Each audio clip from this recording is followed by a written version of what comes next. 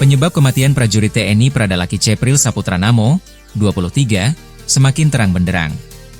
Sebelum dirawat di RSUD Airamo, Kabupaten Nagekeo, Nusa Tenggara Timur, NTT, Pradalaki Namo dianiaya oleh seniornya. Dikutip dari pos-kupang.com, anggota Batalion Yonif Teritorial Pembangunan 834 Wakangamere, Yonif TP 834 WM, ini menghembuskan napas terakhir pada Rabu, 6 Agustus 2025, pukul 11.23 WITA.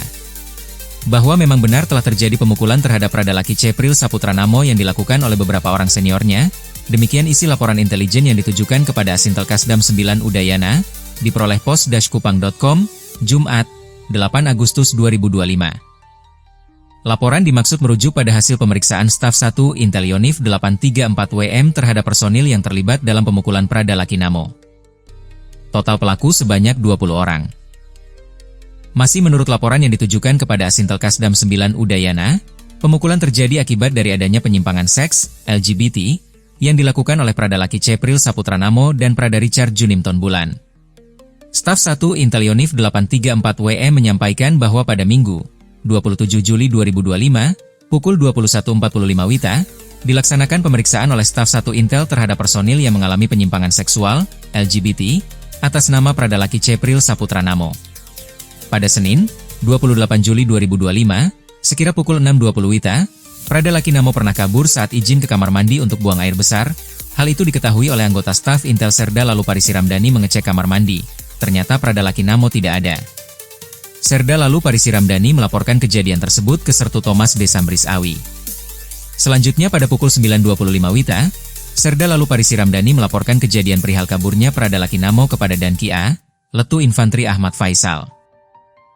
Kemudian Danki A memerintahkan para organik Kipan A melaksanakan pencarian di sekitar wilayah pelabuhan, arah kota dan beberapa tempat yang pernah didatangi oleh Pradalaki Namo. Sekira pukul 10.45 WITA, Pradalaki Namo ditemukan di rumah salah satu warga, Ibu Iren yang merupakan ibu asuhnya. Setelah itu Pradalaki Namo dibawa kembali ke Marshalling Area oleh Sertu Thomas Desambris Awi, Sertu Daniel, Serda lalu Parisi S. Ramdhani dan Pratu Francisco Tagi Amir. Selanjutnya, sekira pukul 11.05 WITA, bertempat di kantor staf 1 Intel dilaksanakan pemeriksaan terhadap Pradalaki Namo. Saat itu datang beberapa orang senior-senior mukul Pradalaki Namo secara bergantian. Pada Senin pukul 23.30 WITA, Danyonif TP 834 Letkol Infantri Justik Handinata memerintahkan dan Kice Yonif 834 WM Letu Infantri Rahmat untuk datang ke kantor staf 1 Intel.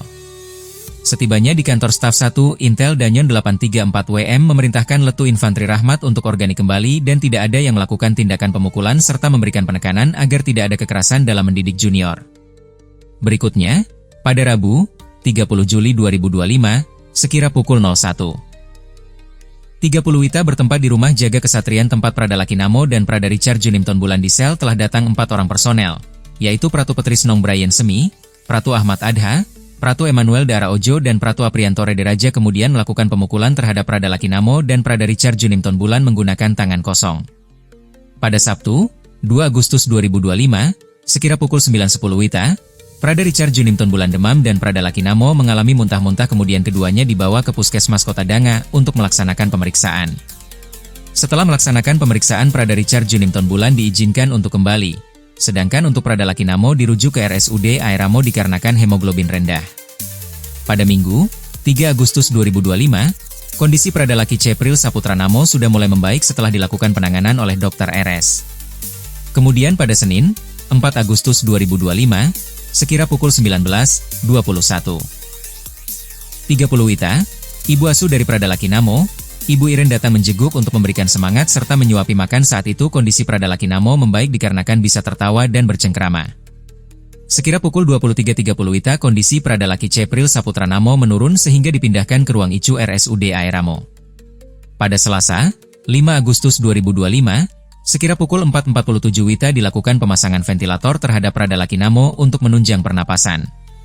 Sebelumnya diberitakan, Komandan Kompi, Danki, Ceyon TP 834 WM, Letu Infantri Rahmat mengatakan, timnya berhasil mengungkap keterlibatan 4 anggota Yonif TP 834 WM Nagekeo yang melakukan pemukulan terhadap Pradalaki Namo.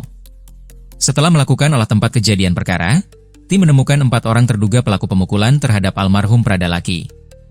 Keempat terduga pelaku tersebut berpangkat Pratu, ungkap Letu Infantri Rahmat, Kamis, 7 Agustus 2025. Letu Rahmat juga menyebut keempat terduga pelaku kini sudah diamankan di Subdenpom ND guna menjalani proses pemeriksaan.